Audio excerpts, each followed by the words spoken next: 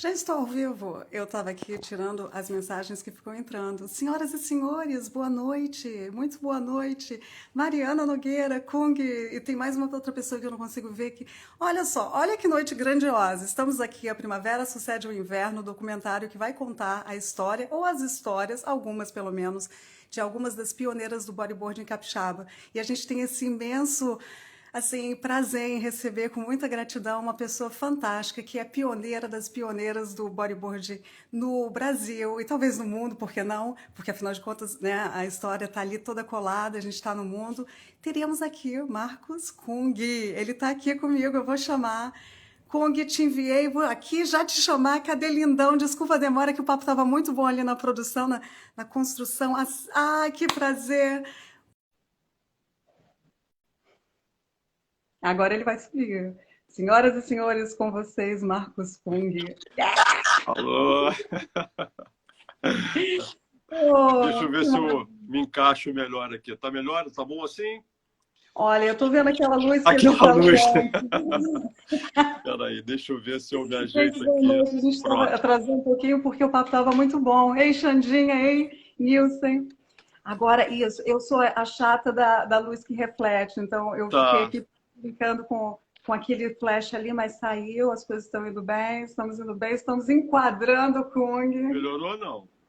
Tudo bem, nada brilha ali Tá. atrás. Ufa, tudo deu certo. Muito bem-vindo, Kung. Foi difícil começar porque o teu papo é bom. Então a gente pode Com estender a bateria. certeza, com certeza. Não precisa ser 15 minutos, óbvio. Vamos lá. Kung, Vamos. por favor, como você começou? Por quê? Onde? Qual foi a razão? Explica tudo. Então vamos lá. É, como eu comecei, né? Deixa eu ver quando, né?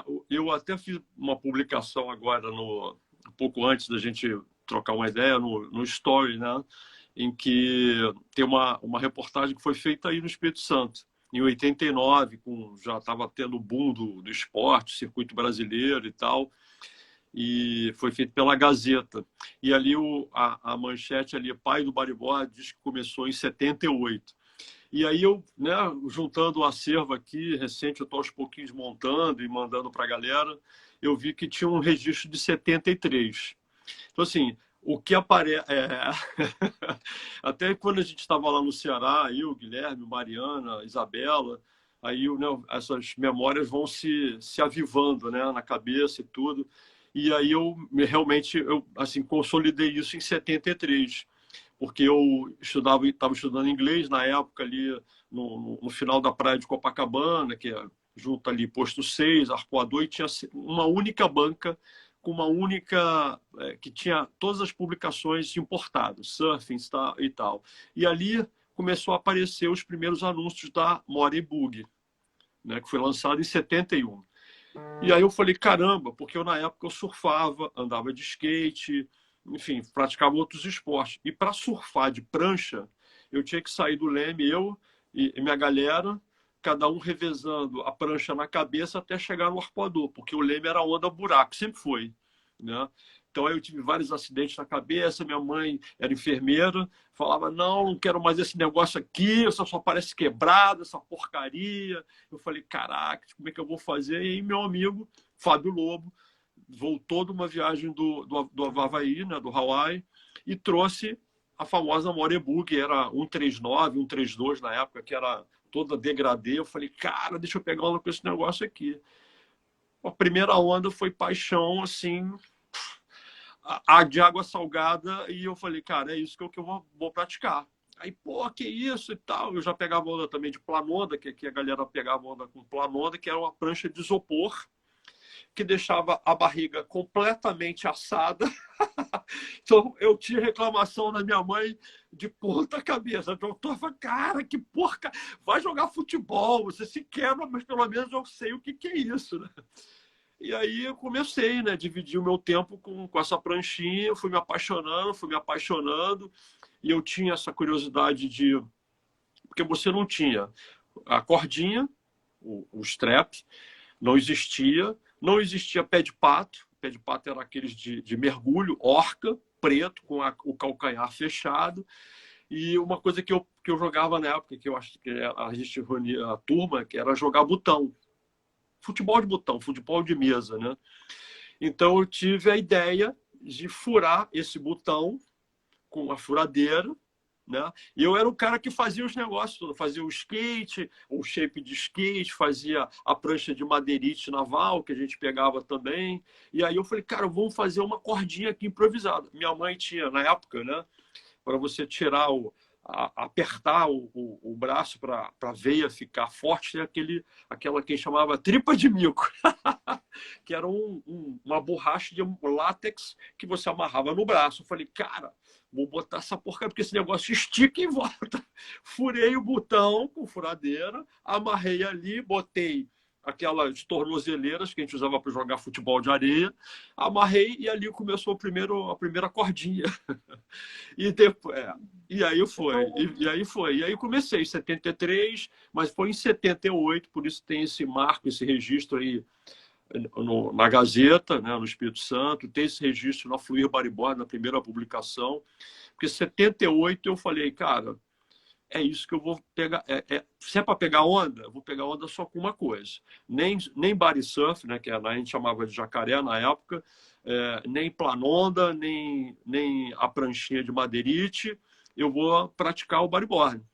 Porque a prancha não machuca, é leve, super flexível, e é isso que eu vou usar. E aí fizemos, né? Qual foi o turning point, assim, esse lugar que você falou, não, chega, porque foram 6 anos entre vários esforços, aí você falou que chega, e 6 anos depois, houve algum... Sim, na verdade, porque o que aconteceu? Eu estava estudando inglês, como eu te falei, né?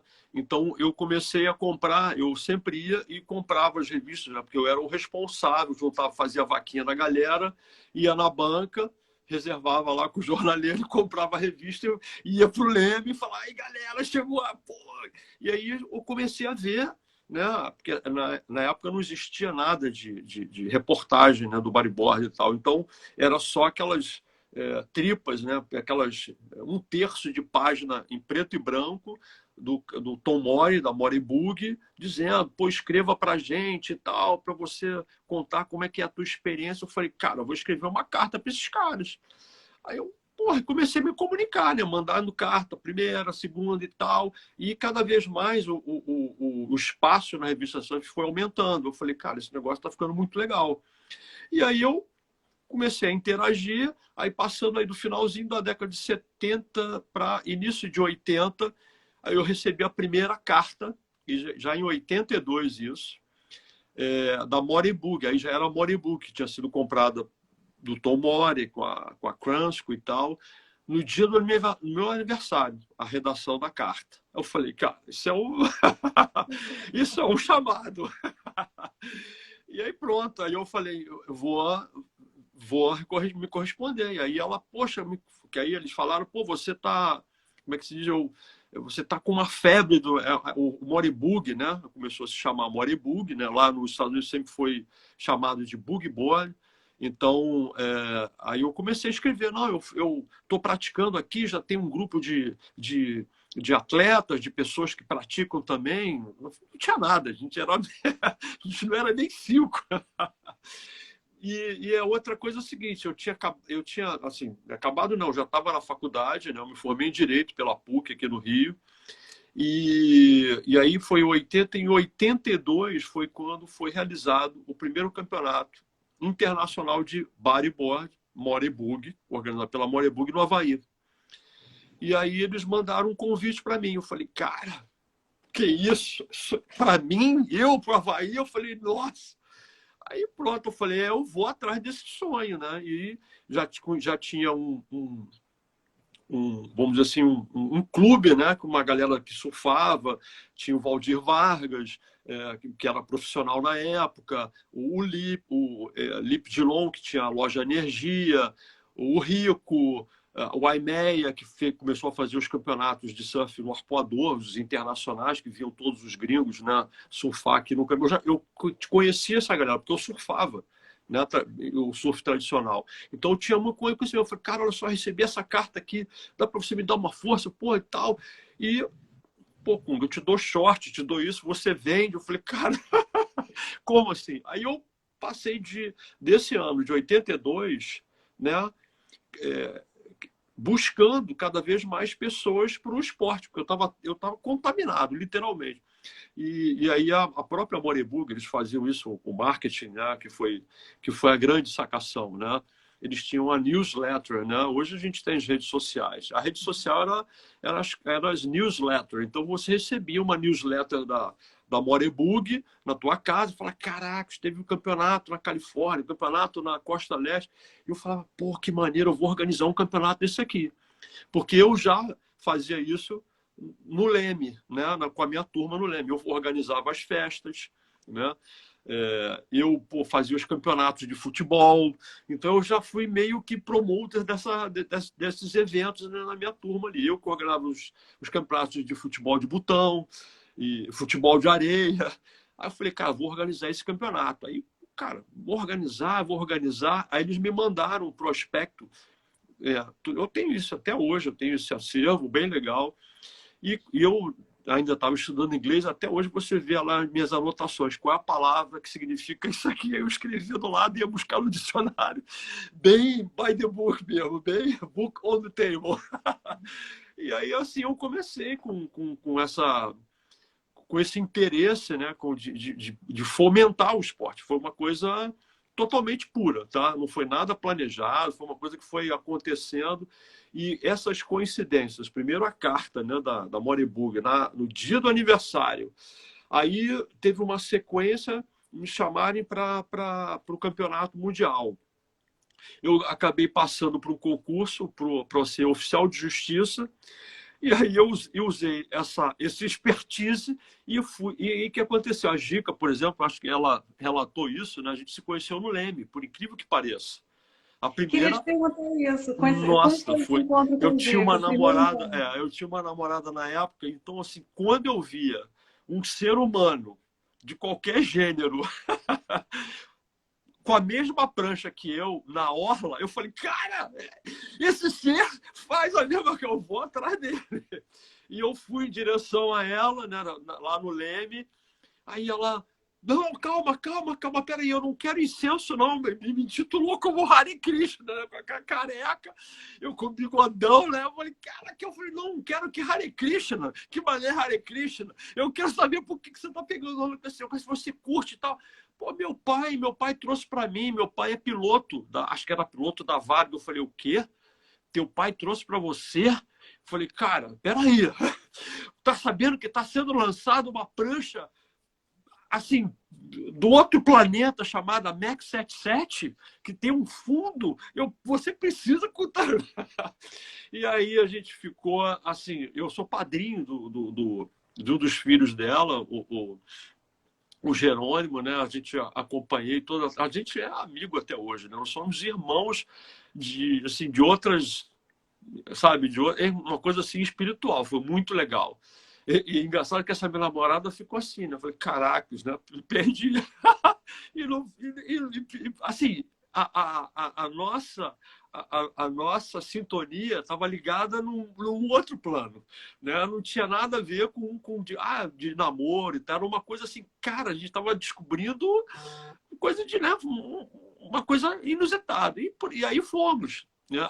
O pai dela trouxe a Max 77, e aí depois foi sequência, e eu com essa coisa do oficial de justiça, eu eu acabei comprando um carro, a galera do bodyboard chamava de o Blue Thunder, que era o trovão azul. Era uma Brasília azul clara, sem cano de descarga, então era pá, pô, pá. O Yukug chegou na área. Então e aí eu comecei, né? Falei, cara, eu vou pegar onda no arpoador, não precisava mais caminhar. Então eu ia com o meu carro. Eu falei, caraca, eu ia para o arpoador. Não, agora eu vou para outra fronteira, eu vou para Barra da Tijuca. Barra da Tijuca, década de 80, era assim, selvagem. Mato, não tinha Avenida das Américas, não tinha aquela orla, prédio, não tinha nada, absolutamente nada. Impressionante. E aí eu comecei a explorar E nisso, assim, Ipanema, Leblon, eu já comecei a encontrar os primeiros seres também que orbitavam no meu... orbitavam no meu. Eu falei, cara, peraí, qual é o teu nome? Teu endereço? Como assim, cara? E a maioria ou era menor de idade, né? Enfim, a gente tinha essa coisa falei, cara, como é que eu vou fazer? Eu falei, não, pera só, vamos fazer o seguinte, eu quero montar agora uma associação. E aí veio essa coisa, né? Porque a Morebug começou a me acompanhar essa minha motivação num sentido de falar, cara, esse cara é advogado, né? Achando que eu era um puta do advogado. Você não quer comprar os direitos da Morebug aí no Brasil para você fazer? Eu falei, caraca, cara. Falei, eu tenho que dar um jeito nesse negócio. Aí eu falei, vou montar uma associação, porque quanto mais gente praticando, e aí eu fui literalmente, o Carmen, assim, fui do Leme ao Pontal, intimando e fui batendo de porta em porta, porque precisava, para fundar a associação, um número, sei lá, de 20, 30 pessoas, e eu precisava ter aquele número para fazer o registro em cartório e ter a tal da associação, que eu falei, cara, com a associação, o meu professor, na época, de filosofia do direito, falou, o Marcos, o negócio é o seguinte, e eu também era mitidão na época da PUC, tá? Na época do bandejão, que a gente ia pro bandejão, né, comer, eu ajudei a fundar o diretório acadêmico da PUC. O primeiro era diretório acadêmico. Eu era engajado. Eu fui auxiliar judiciário, passei no concurso. Depois fui oficial e estava estudando para ser defensor público. E aí, né, eu falei, cara, mas eu, assim, em determinadas cadeiras, eu sentava lá atrás e era desenho de onda, Havaí e tal. E esse professor, eu sempre amei muito filosofia, ele falou, o Marcos, faz o seguinte, cara, junta uma galera e vai com essa galera movimentar pequenos empresários. Estava começando a ter o boom da década de 80, né? Headley, Quebra-Mar e tal. Já tinham mais lojas, né? E eu não sei nem se tinha Company, Ciclone. Eu sei que todas essas marcas da década de 80, eles literalmente pegaram o bodyboard e foram, não só lançaram o bodyboard, como também ficaram sinônimos do esporte, né? Como o caso da Headley, que lançou o pé de pato depois e tal, né?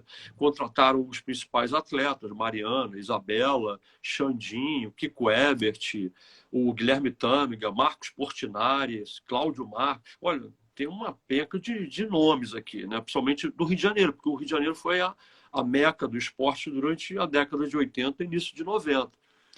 E aí por aí foi. Assim, ao longo da década toda de 80, a gente conseguiu catalisar um grupo de patrocinadores na época. Nós fizemos um pool, fizemos o circuito carioca e conseguimos viabilizar a famosa, a tão sonhada ida ao Havaí, né?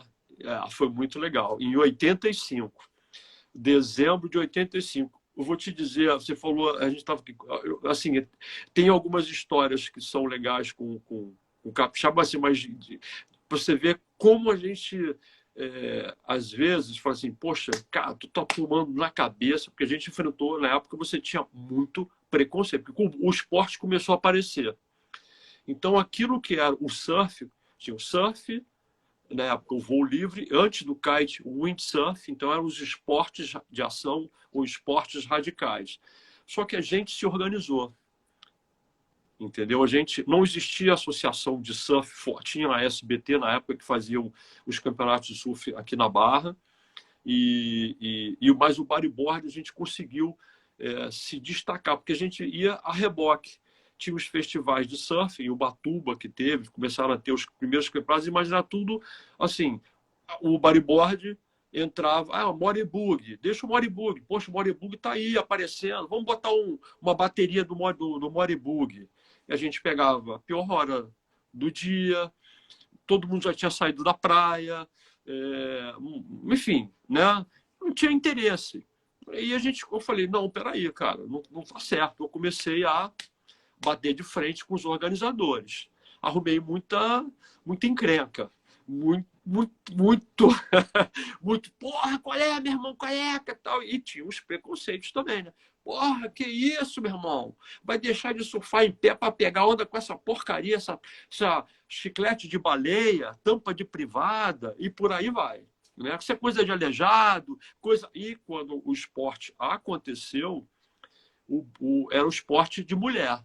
Então, porra, não sei não, você é homossexual, você é gay, você é viado, você é isso, né? Todos os sinônimos pejorativos para o que era pejorativo na época, né? Hoje você tem um conceito completamente diferente, isso se mudou, né? E está em mudança, graças a Deus, né? Mas, então assim, eu falei, cara, e eu com essa figura, né, careca, fui deixando um bigode lá, ninja total, falei, meu irmão, não vou sair da água não, vou pegar a onda e ia de frente. E como eu já tinha o conhecimento da galera do surf, eu tinha a moral, porque eu ficava no pico e descia as ondas. Onda buraco no leme, que muito surfista não entrava na época, eu botava para baixo. Né? Então, opa, opa, opa. E, ao mesmo tempo, consegui juntar um grupo muito legal, que foi esses nomes que eu citei para você, e depois a gente... O surf feminino existia? Existia. Mas era tão expoente como é hoje? Não. Então, o que a gente fez? Trouxe as meninas para dentro d'água. Isso foi muito legal. Então, opa, além de belas, né? De lindas, as brasileiras surfam pra cacete. Fala, caracoles. Tanto é que quando a gente voltou do Havaí em 85, falou, cara, o que era, assim, fato. Guilherme Tâmega vai ser campeão mundial e as brasileiras vão dominar o mundo. Simples assim. A gente viu isso. A gente chegou lá e os gringos, né, falaram, cara, como assim? Vocês fazem campeonato, mas não são obrigados a surfar só com a prancha Morebudo? Não. Porque na época tinham fabricantes nacionais e começou a surgir outras marcas no meados da década de 80. Né? Eu, em 84, inclusive, falei recentemente com o Bob Zaba. Eu conheci o Bob Zaba, que foi o primeiro atleta e um dos primeiros funcionários do Tom Morey. Eu fiquei 1 ano e meio na Califórnia e Havaí nesse trajeto e fui levando vários empresários para fomentar o esporte aqui no Brasil, trazer marcas, tecnologia e tal. E eu fui enveredando por esse caminho também da produção, né? E aí os gringos falaram, cara, vocês têm associação? Sim. Vocês não obrigam o pessoal a surfar só com a prancha Morebuck? Não. Não é um campeonato da marca, é um campeonato do esporte. E aí, uma coisa curiosa que foi o seguinte: primeiro, para não fugir até do 85, quando a gente estava para embarcar para o Havaí, um dia antes, eu com a minha Brasília Azul estava chovendo torrencialmente aqui no Rio, como chove em dezembro, né, aquela água, né, aquele chuva pesada. A gente, pela orla ali de Ipanema, né, Vieira-Sul, um camarada me freia na frente, eu freio, eu não tinha experiência de dar a pisada, né? E fui direto na traseira do cara. Eu não conseguia nem sair da porta do carro. Carmen, eu simplesmente... Sabe o que eu fiz? Saí do carro, olhei, botei a cabeça no... comecei a... Eu não vou mais para o Havaí! A minha reserva, cara! Comecei a chorar. Tava eu, Cláudio Marques, a namorada dele. Comecei a chorar, assim, compulsivamente, chorando, chorando, chorando. Falei, caraca, como é que eu vou fazer? Enfim, claro, graças a Deus deu tudo certo. No dia, nós saímos aqui do dia 24 ou 25 de dezembro, chegamos lá, passamos o Natal. Chegamos lá, a minha mala também foi extraviada. Eu festejei o Natal só com o short do corpo e a camisa do corpo, tá bom? E assim começou a nossa saga até os dias de hoje. O que foi legal, a gente descobriu, a Morebuck falou, vocês são a primeira associação de esporte, do esporte do mundo. Não existe nada igual em nenhum lugar que a gente já fez campeonatos. Como assim? E 84, a Clark Foam, que era fabricante de espuma de surf, né, aqui no Rio de Janeiro, tinha sido comprada pelos irmãos o Isaac, né? Eles eram os 3 irmãos que compraram a tecnologia, o know-how para fabricar o Morebug, né? A prancha de Morebug, licenciaram a marca. E quando eles viram que eu tinha registrado a associação, você não pode e tal. Eu falei, cara, olha só, peraí, oi, não esquece, olha aqui. Aí eu mostrei para ele todas as cartas que eu tinha. Carta, gente, carta, papel, carta, tá? Não existia rede social, celular, muito menos. Todas as cartas que eu tinha recebido da Morebug pedindo para que eu fosse um licenciado. Eu disse para ele, o que eu estou fazendo é uma associação sem fins lucrativos, com o objetivo de promover o esporte.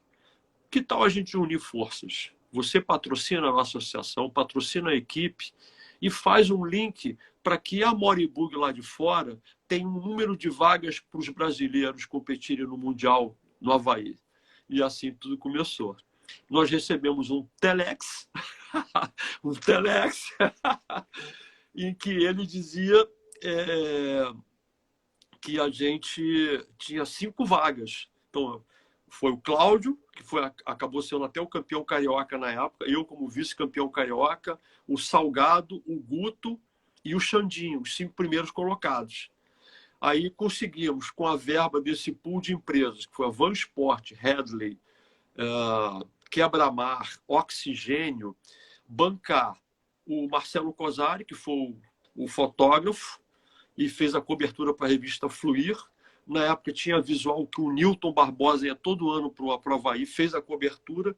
E levamos também uma assessora de comunicação, Anita Bernstein, que fez um verdadeiro, assim, auê com a gente, Brasil afora. Meu Deus do céu, me fugiu o nome agora. A puta de uma jornalista, que foi da Band, da Globo, tinha um programa... Poxa, não me veio o nome agora. A gente foi um programa de televisão enfim, todos os jornais, Jornal do Esporte, O Globo, Jornal do Brasil, a mídia impressa e mídia televisiva inteira do país tomou conhecimento. Eu apareci no Fantástico em câmera lenta. Minha mãe falou, é o meu filho, é o meu filho, é o meu filho. E por aí foi embora. A gente tem muita história sobre isso. Então, assim, isso foi a década de 80, depois veio o Realce, aquela coisa toda. E a gente, especificamente para o Espírito Santo, né? A gente começou aí no finalzinho da década de 80. Eu tenho uma reportagem, acho que foi de 88, já tinha ido para o Havaí a 3ª vez, ganhei o prêmio personalidade mundial do esporte, porque aí a gente percebeu que tudo que estava sendo feito aqui no Brasil era inédito. A organização, as regras de competição lá fora eram 10 manobras e um esboço do que era uma regra de competição do surf. Nós já tínhamos uma regra específica do bodyboard. O Fábio Lobo, que foi esse meu amigo que me deu a primeira prancha de bodyboard quando ele voltou do Havaí. Nós somos amigos até hoje também. É um grupo assim, muito fechado, muito legal. O outro que a gente chamava o japonês, o famoso peste amarela. Ricardo Yoshizuba, ele era uma peste mesmo e continua sendo um puta de um desenhista. Assim, ele que fez os primeiros rabiscos de regra de interferência, snaking, tudo. Eu tenho o primeiro rulebook do bodyboard, feito especificamente para o bodyboard, foi feito aqui no Brasil. Que ano esse? Isso foi a fundação da associação foi em abril de 84. Então, você viu, nós demoramos praticamente 1 ano e meio para consolidar e realizar o sonho de ir para o Havaí. E aí foi legal porque eu não fui sozinho. Entendeu? Eu fui com meus amigos, que me ajudaram a realizar um sonho, porque a gente foi se conhecendo, né? Na Orla, formou aquele grupo, fundamos a associação, e enfim, e aí foi muito legal porque esse grupo, ele que foi construindo todo o caminho, Brasil afora, mundo afora. entendeu? E tudo pelo amor ao esporte. Obviamente, a gente colheu os frutos na época do boom do esporte, com patrocinadores, viagem, salário que fosse digno para você falar, não, eu quero viver do esporte, né? Foi por esse motivo, inclusive, que eu falei, cara, eu vou dar um tempo, porque eu tive um puta de um convite na época, ajudei o pessoal a abrir a BZ, depois a Blazing, que foi uma fábrica no Sul, e aí eu fui convidado a fazer parte de uma fábrica, e eu falei, cara, testei as pranchas, não sabia qual era a marca, falei, tem um potencial, e acabei virando sócio e fizemos uma joint venture com a Dow Química, que fez, inclusive, o vídeo que a gente estava falando, que era o primeiro bodyboard por Marcos Calcung, né? Veio a pegar na piscina e tal. Foi muito legal. E tudo isso foi financiado pela indústria do esporte. Foi o fabricante de espuma que fomentou e patrocinou esse vídeo, né? E patrocinou o circuito brasileiro. Aí veio o Dijan, que tinha, na época, a agência de publicidade, de produção do evento, né? E foi engraçado porque, assim, esse cara que me convidou para fazer a prancha, que depois a gente lançou ela com a prancha, com a marca Speedo, né? Virou uma referência no Brasil inteiro. Para você ter uma ideia, foi a maior equipe de atletas de bodyboard do mundo. Do mundo. Nós tínhamos a que a gente chamava a Elite, né? A equipe principal, eu, Kiko Ebert, Kiko Pacheco, saudoso Kiko Pacheco, que foi bicampeão, primeiro bicampeão carioca profissional, primeiro profissional assim, né? A ser bicampeão, Mariana, Isabela e Stephanie. Muito, que tropa, né? Que tropa. Então, assim, icônico, foi icônico, exatamente. E, assim, como a marca Speedo tinha uma revenda em Brasil inteiro e também internacionalmente, eu falei, cara, eu já tinha, né, uma estrada lá fora, falei, cara, eu tenho um distribuidor em Portugal. Eu conheço o pessoal no Havaí e na Califórnia. Pô, e tal. E aí tá, começamos a, né, fazer esses contatos. Austrália, Speedo, na Austrália, natação e tal. Quando a gente chegou lá, que os caras. E aí a gente vendeu a licença para a marca Speedo na Austrália. E coincidiu na época de 88 para 89, eu ganhei o prêmio, né, de personalidade mundial do esporte. O cara falou: ó, você vai entrar para ser sócio aqui, você vai. Eu falei: caraca. Aí eu pedi licença sem vencimentos durante 2 anos para fazer um test drive. Vamos ver se esse negócio dá certo. Cara, viajei o mundo inteiro, conheci outras culturas, ganhando dinheiro. Eu falei, cara, peraí, eu não quero ser mais oficial de justiça, não. Eu quero. Minha mãe falou, você é o defensor público e tal. Claro que depois, né, eu vivi também o ônus disso também, né? A economia do país, né, se desandou, política. Quando eu literalmente fiz a opção por não continuar, eu pedi exoneração, foi a eleição em que o Collor ganhou. E o indivíduo confiscou a nossa poupança. O alemão, que foi meu sócio, ele... Oh, meu Deus, não! Estamos na Segunda Guerra Mundial, porque a lembrança dele eram dos avós, bisavós que perderam tudo. E ele tinha um sítio lá em Ibiúna, no interior de São Paulo, que é uma grande São Paulo, Cotia, né? Ele falou, cara, e assim, o legal é que eu comecei a ir para lá, e como eu já tinha uma certa habilidade manual, eu fazia isso na Clarkfon, com as primeiras Morebugs customizadas, que é aquela no meio da favela, Vigário Geral aqui, eu comecei a trabalhar lá. O cara, esse alemão, falou, não, cara, pode botar a mão na massa aqui, porque aqui na Morebug os caras falaram, não, nós temos a tecnologia, você vai ser atleta, você vai ser o cara que vai promover, você não, nada de fabricação. Mas eu deixei uma coisa bem legal, que eu, assim, que isso foram lembranças que nunca mais eu esqueci, que volta e meia você acaba esbarrando, né? Que foi na linha de produção, em Vigário Geral, quem fazia eram os homens. As mulheres só podiam fazer a parte de embalagem. Né? Só que, depois do horário do almoço, o pelotão de acabamento, que dava o acabamento na prancha, chegava, ó, mamado de cachaça. Imagina. Então, era só acidente. Eu falei, cara, põe as mulheres para fazer acabamento. Você tá louco? A mulher não vai ter habilidade, que não sei. Eu falei, cara, põe. Posso fazer um teste com uma menina? Né? Tinha uma menina que tinha uma habilidade, era apaixonada. Aí eu, né, dava uma. Falei, pô, essa prancha aqui saiu com defeito, deixa eu dar para ela. Ela começou a pegar os de barimbó. Cara, foi a melhor back shaper que eu tive. Começou. Qual é o nome dela? Oi? O nome dela? Acho que era Diana, alguma coisa assim, Diana ou Suzana, alguma. Olha, isso aí tem 20, 30 anos, entendeu? Mas foi uma coisa assim que me marcou muito, né? E ela era bem menina, assim, tal, mas ela era apaixonada pelo negócio, tá, e beleza. E a coisa se replicou de uma forma diferente com esse pessoal lá em Cotibiúna, porque o que aconteceu? Esse grupo de pessoas, assim, eles eram todos boias frias. Eles eram literalmente caras que faziam a colheita do tomate, da batata, do alface, né, na época da colheita. E quando não tinha, eles ficavam sem trabalho. A galera literalmente morando em casas com chão batido, né? E, pô, cara, temos que treinar essa galera. E treinamos essa galera toda.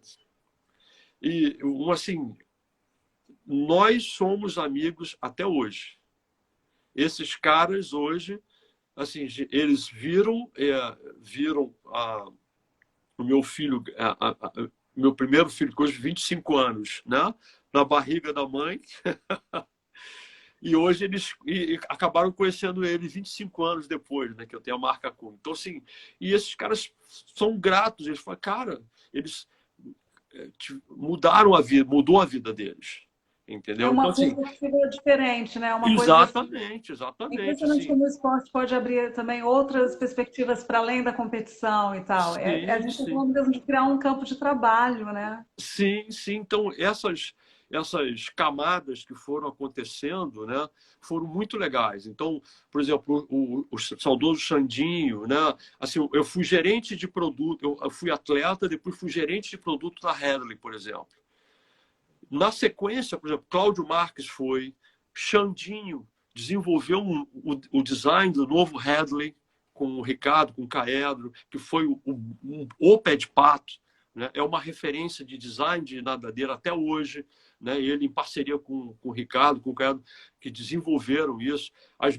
Né? A Isabela, a Mariana e a Stefano, quando a gente foram disputar o primeiro campeonato que a gente se classificou como sendo mundial feminino no Havaí, né? Elas usando o pé de pato. O Mike Stewart falou, cara, eu quero esse pé de pato. E a outra coisa, você vê como é que são as coisas, que a gente às vezes não acredita no nosso produto, né? E eu achava isso um tremendo do absurdo, né? Então, quando a gente, Hadley, pô, nós estamos aqui fazendo um pé de pato. Eu falei, pé de pato, legal. O Hadley, o primeiro Hadley, ele era a cópia, o desenho do Churchill. Aquele pé de pato assimétrico, e tinha o que era o azul amarelo, que você, unindo o pé direito com o pé esquerdo, ele fazia uma cauda de um golfinho, né? Então, e ele tinha aquelas cores emblemáticas, azul com amarelo, o Churchill, e o Macapu era o preto e amarelo. A Hadley fez a cópia, literalmente a cópia, né? E eu falei, cara, olha só, muda de cor, meu irmão. Como assim muda de cor? Cara, vai fazer a cópia. Olha só, primeiro, a qualidade da borracha é superior à qualidade da borracha que é feita lá na Malásia.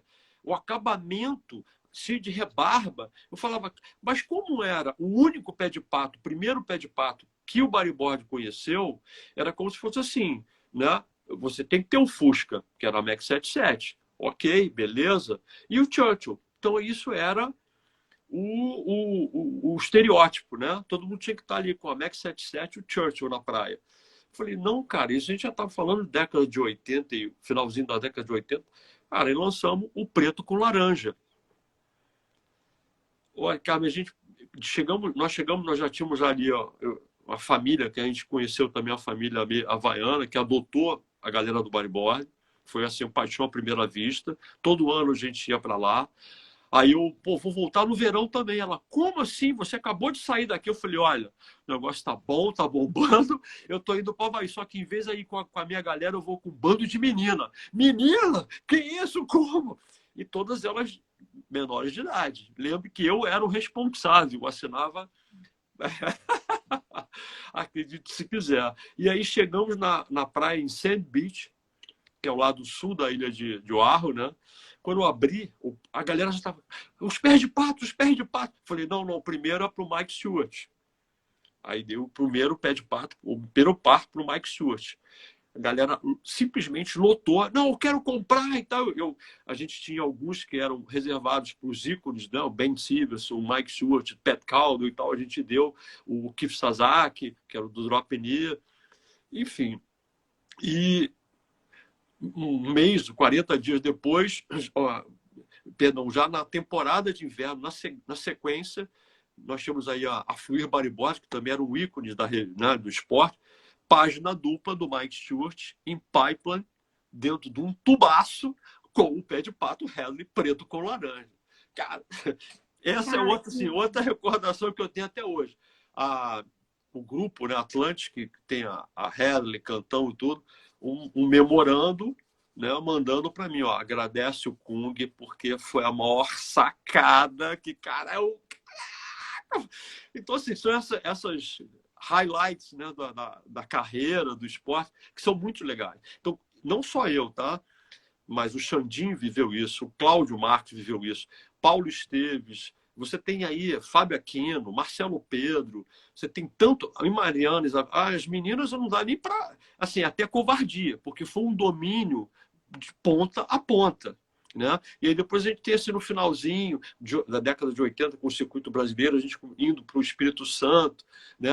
Menina Neymara, assim, a gente conhecendo, olha, os ícones, irmãos até hoje, né? O Denner Vianês. Eu juro para você que eu não sei o nome do fundo de pedra que ele me apresentou. Mas, assim, fora o Havaí, ele foi o primeiro fundo de pedra, porque depois a gente veio a descobrir aqui o que a gente hoje conhece como Shore Break, aqui no Rio, que é o final do posto 6, a gente chamava de Expresso Escorpião. Eu acho que quem batizou esse nome, que inclusive foi matéria da Fluir Bodyboard, foi o Marcos Portinari, o Billy. Isso foi matéria da revista Bodyboarding americana. Tá? Brasil, né? Que o Brasil começou a ser... Que isso? Quem são esses caras, né? Porra, os brasileiros, a gente estava... a gente era sendo tietado, né? Falei, porra, havaianos, os caras... Né? A gente olhava para os havaianos, e de repente a gente começou a inverter isso. No cara, quero ver os brasileiros. Os caras têm surf pra caramba, os caras são atirados, tem prancha e pé de pato, como assim? Né? Então, foi essa história incrível. Então, o Denner, quando a gente começou a frequentar o Espírito Santo, né? O Denner me levou a gente para vocês precisam conhecer um fundo, uma onda aqui que tem um potencial incrível. E a gente via assim do alto, é uma bancada de pedra, não me lembro do pico. Maravilhoso. Puxa, eu vou perguntar para ele. Eu vou perguntar Pergunta para ele.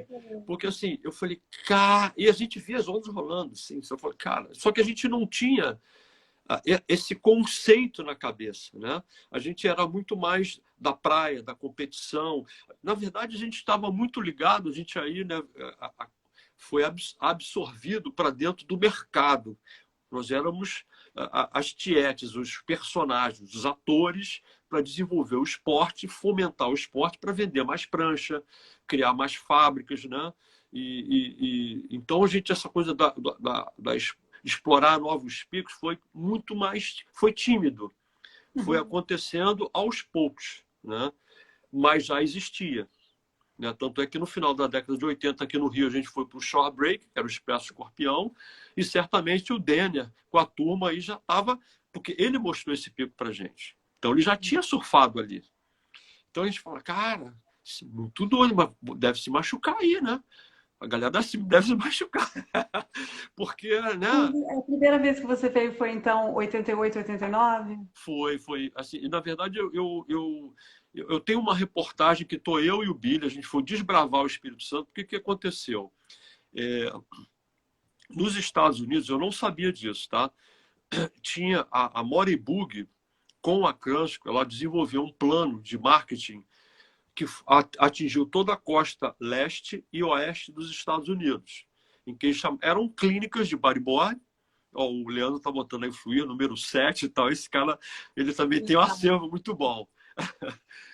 E a Carla está aqui, tem outros, os meus alunos, acho que perdi a live e tal. Enfim. Fica gravado, não tem problema. Fica gravado. Depois eles que se virem aí para ver. Mas, enfim, eu sei que... Desculpa, perdi aqui que eu acabei... Não, você estava lembrando a primeira vez que você veio para cá e como saiu uma matéria aí, eu acho que Isso. Isso foi em 88 que eu fui com o Billy. Mas a Cransco aí fez esse projeto de expandir o esporte pelos Estados Unidos. Isso aí. Então, eles bolaram uma clínica que eles chamavam Jamborees, que eram clínicas que aconteciam no verão, né? Pela sazonalidade mesmo que os caras têm, principalmente na costa leste. Na Califórnia se estendia um pouco mais e no Havaí também. Então, eles fomentavam, faziam test drive, ensinavam como se pegar onda de boogie board e tal, porque é muito divertido, toda uma família pode. E aqui no Brasil, eu fiz essa parceria com a Moribug. Eu virei atleta e garoto propaganda da Moribug. Eu fiz uma propaganda em TV aberta da Moribug.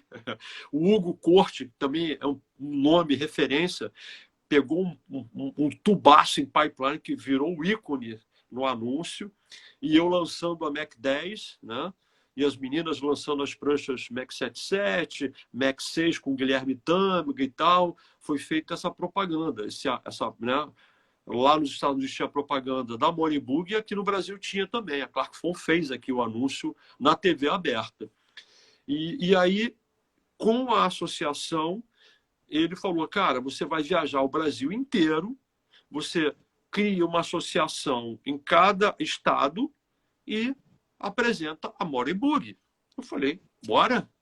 Eu falei, né, já tinha dado essa pincelada para ele, mas eu falei, acho que não vai vingar. E ele, olha, nos Estados Unidos estão fazendo assim, tem a ver com a tua ideia. Eu falei, caracas! Mais uma vez que as coisas foram se encaixando. E aí eu fiz o primeiro road show, né? Viajei a costa inteira. Literalmente, do Oiapoque ao Chuí. Do Rio Grande do Sul até o Ceará. Cheguei a sair com a ideia de ir para o Maranhão, mas não consegui. E depois eu repeti isso com a Speedo, né? E vim fazer isso depois com a Speedo, que foi em 88, quando eu lancei a Speedo. E aí fui literalmente em cada estado. E no Espírito Santo, eu me lembro que era o Renato Vieira, ou Renato Tumangue, antes do Vieira foi Renato Tumangue, que depois virou plantador de macadâmia nuts, porque ele foi para abrir e falou, macadâmia, isso aí, puta de uma sacação, que a gente tomava o tal do Häagen-Dazs, o sorvete, né? E tinha o macadâmia brittle, caramelizado de macadâmia. Cara, as macadâmias só tem aqui no Havaí, eu vou levar essa macadâmia. Eu falei, isso é demais. E enfim, tinha o Renato, e cada atleta tinha incumbência também de ser um representante no estado. O Seikit Shimon no Ceará, e assim foi. Em cada estado eu tinha um atleta. É muito impressionante a organização, assim, Foi, realmente impressionante como vocês foram muito organizados logo no começo. É impressionante essa organização e como deu frutos. Porque, Kung, esse período que você está colocando aí desse auge assim, de 85, né? Ele coincide também com uma mudança cultural no país, essa questão da abertura, né? A gente tem as diretas e tal. Eu fico imaginando que beleza que é assim, o ambiente cultural. Todo mundo livre, com a sua prancha que não machuca tanto assim. E isso vai até mais ou menos uma crise que você estava localizando com o momento do confisco, que até teu amigo alemão se sentiu um pouco lembrando daquele momento horrível da história, né? Porque confiscar teus bens assim não é fácil.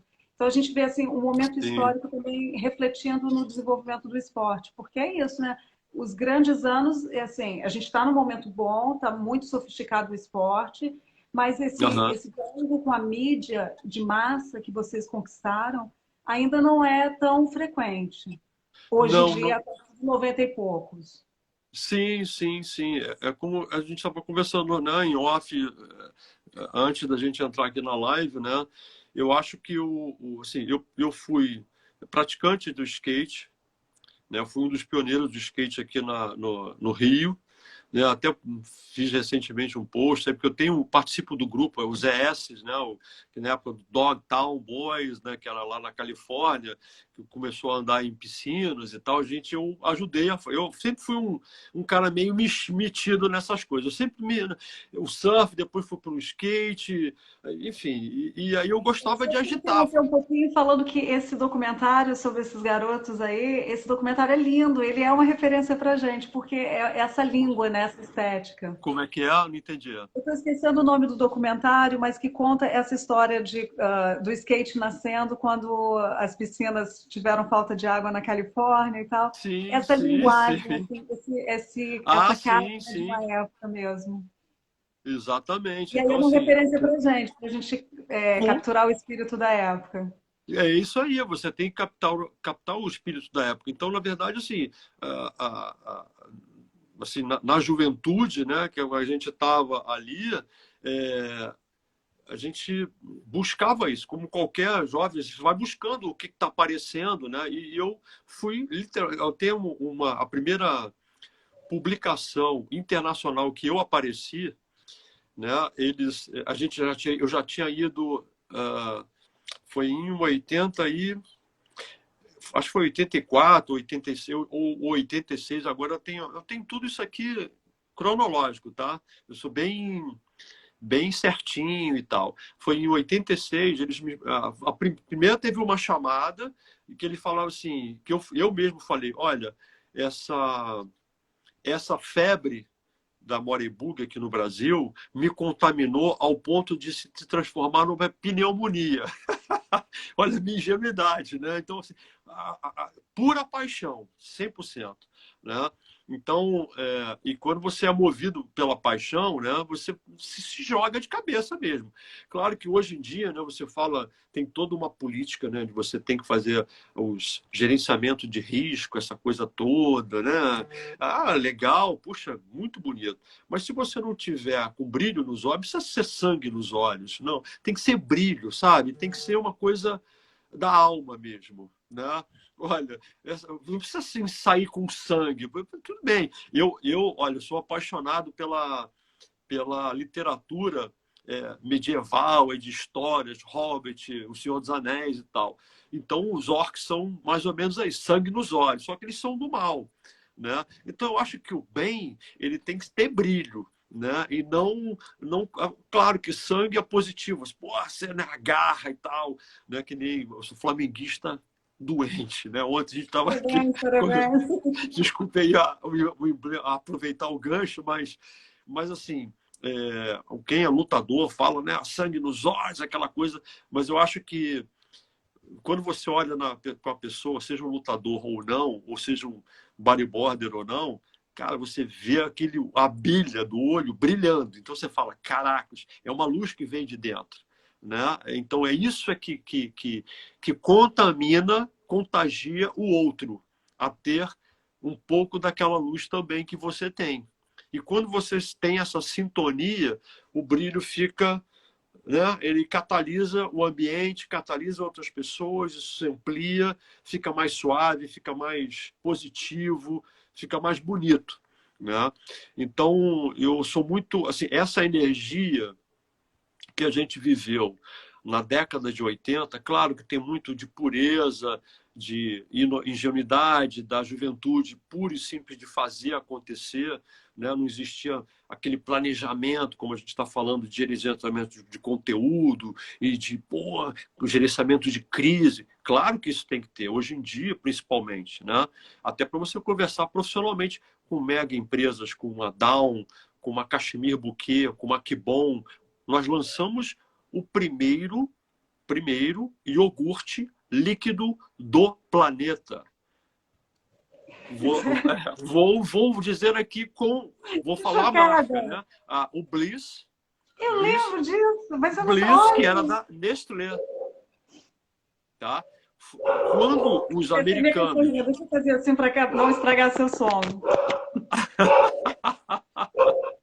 Ela quer se expressar. Ó, peraí, não Quem, atrapalha não. quem, quem é? É a Little Yellow, a amarelinha. Aí eu vou fazer Ah, assim, pra ela entendi. não... Porque ela tem que defender o mundo, né? Então ela já apareceu, que ela tá Sim. tranquila. É uma Olha, Big você Girl. me fala do tempo que já são 9 horas, né? Não, não E termina essa você viu história que eu do falo Bliss pouco aí. também, Não, né? Eu peraí, sou volta, apaixonado por ó. esse negócio. Você tá me ouvindo direitinho? Sim, um pouquinho, vai. Às vezes cai um pouquinho de falha, vai. Vê se agora tá melhor. Ela parou de latir, tudo bem. Fala. Vamos voltar esse momento que você disse. Vamos voltar assim, né? Espera aí, que agora você ficou longe. Tá melhor? Tá Tá melhor? melhor.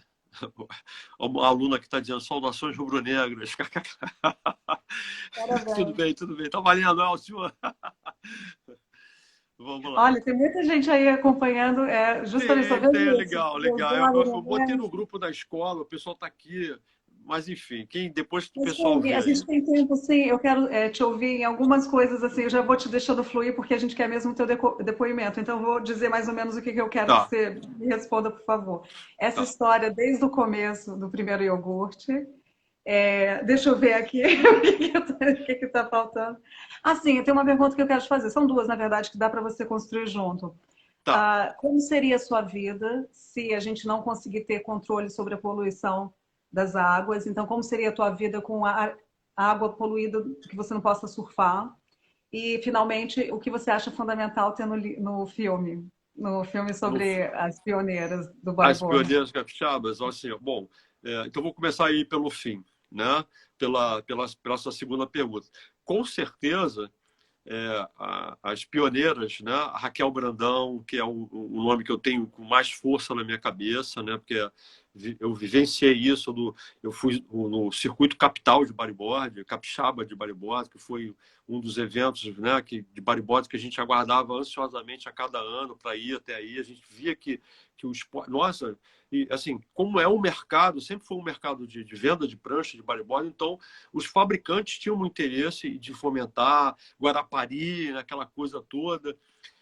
O Fábio de Franco também, que é um dos nomes assim que, poxa, até recentemente, quando a gente conversava sobre a organização do esporte, que ele estava, né, meio obscuro, sem um caminho. Com relação às meninas, a Raquel Brandão, para mim, é o nome que me vem à cabeça da mulherada capixaba. E, obviamente, não é impossível a gente não falar da Neymara, né? Eu já aí no momento em que eu, com a minha prancha, né, fomentando a minha marca Kung Bodyboard, eu sempre fiz as pranchas customizadas, tá? Desde o início da minha carreira, desde que eu entrei para Clark Fonk, para Moribug, depois fui Speedo e depois criei a prancha Genesis, né, com a borda dura e tal, que era uma prancha específica para fazer competição com a Moribug, com a 77 nas surf shops, porque obviamente tinha as redes de lojas, Mesbla, Cia, que tinham preços mais competitivos e impediam que a prancha Speedo fosse vendida bem, com liquidez, né, financeira nas surf shops que tinham os empreendedores pequenos. Então a gente lançou uma prancha específica que acabou virando uma puta de uma marca, referência mundial, inclusive, né? E eu me lembro que aí já vindo para cá por esse ano, mais década, século 21, né? 2006, a gente teve aqui no Rio um circuito feminino, Musas do Bodyboard, que foi organizado pelo casal Cavalheiro, né, que é o Júlio e a Renata Cavalheiro. A Renata Cavalheiro era a minha atleta na época, ela que teve essa ideia de fazer, eu achei maravilhoso. E eu tinha sempre, graças a Deus, sempre tive uma boa equipe feminina. As meninas foram também bem pioneiras, não só a Isabela, a Mariana, mas depois com a marca Kung, que foi a Gabriela Gouveia, Gabi Gouveia, que é capixaba, é radicada aqui, Gabi Gouveia, que é radicada aqui, que é um ícone, né? Surfa muito, não sei como é que está a atividade dela, mas nesse período de 2005 para 2006, em 2005 eu, inclusive, desenvolvi a prancha totalmente sustentável, com materiais sustentáveis, com um conceito de reciclável, né, em que eu pegava o bloco da prancha que o cliente usava, dava um desconto, eu refazia a prancha, faço até hoje, né, isso. E era a Gabi Gouveia, a Renata Cavalheiro, entrou a Jéssica Becker, que é de Macaé, também, na época era um casal com Beto Abrantes, que é de Potiguar, mas está radicado aí em Capixaba, né? Então tinha a Jéssica Becker e a Xandinha, Alexandreiro, lá do Belém do Pará. E a Neymara estava vivendo um momento difícil na carreira dela. Ela tinha, na época, patrocínio da Tubes, marca americana, né? Eu estou abrindo o verbo aqui, tá? Eu estou dando spoiler geral. Então, depois, ó, quero nem saber. Então, lá, não vai ser gravado. Não tem censura. Exato. Enfim, e aí foi legal porque, assim, a Neymara veio aqui competir e tal. Aí teve uma etapa em Grumari que ela começou a observar. Falei, porra, só dá Jandinha, só dá Gabi, só dá Jéssica. A prancha Kung. Eu fazia a prancha específica para elas. E fazia esse trabalho de coach, olha só, para cada tipo de ônibus você tem que ter, sabe, um afinamento, a rabeta tem que ser diferente. Imagina um piloto, né, com Fórmula 1, que está correndo uma pista com chuva intensa e depois ele pega uma pista seca com um sol de 40 graus, Interlagos. Os pneus são diferentes. Entendeu? O design do carro vai ter pequenas nuances que vai ter um camarada que é competidor, isso tem a sua finalidade, tem o seu propósito. Isso dá o título e dá dinheiro no bolso. Vamos fazer? Vamos. E isso aconteceu de verdade. A Ney estava para vivendo, acho que o tricampeonato aí, pega ou não pega o tricampeonato, não sei o quê. Ela me abordou na praia, minha fábrica em Vargem Grande, perto aqui de Grumari. E, pô, Kung, queria fazer uma prancha assim assada. Eu, pô, falei, cara, a Neymara, né, acho que ela tava biotrica. Eu falei, não, cara, caramba, pô, Ney, beleza. Mas aí veio, eu falei, pô, mas você não é patrocinado por uma outra marca de prancha? Não vai ficar meio. Ela, não, vamos fazer um. Eu falei, tá bom, olha só, é a minha profissão, né, meu negócio, vou te vender. Kung, eu quero, eu achei isso legal, porque assim, que tem essa contrapartida também, tá? Porque isso aí eu estou dando um recado para atletas, porque eu fui atleta. Então, normalmente o atleta reclama porque não tem a prancha, porque não tem o patrocínio, porque não. Ele é meio. Eu sou flamenguista, adoro o Gabigol, mas o Gabigol reclama. Chega, né, quem é flamenguista sabe, pô, meu irmão, o tempo todo ele tá lá em cima do juiz falando, cara, para de reclamar um pouco e deixa fluir. Porque um dia você vai deixar de ser atleta, você vai ser um empreendedor, você vai ser representante, você vai ter que ganhar a vida com isso. Então você vai ver que tem também os seus caminhos, suas pedras, para quem quer fazer uma fábrica, para quem quer montar uma loja, para quem quer fazer alguma coisa com o esporte. Tem os seus obstáculos. E, poxa, para você fazer uma prancha de qualidade, né, até hoje já está começando a ficar mais fácil.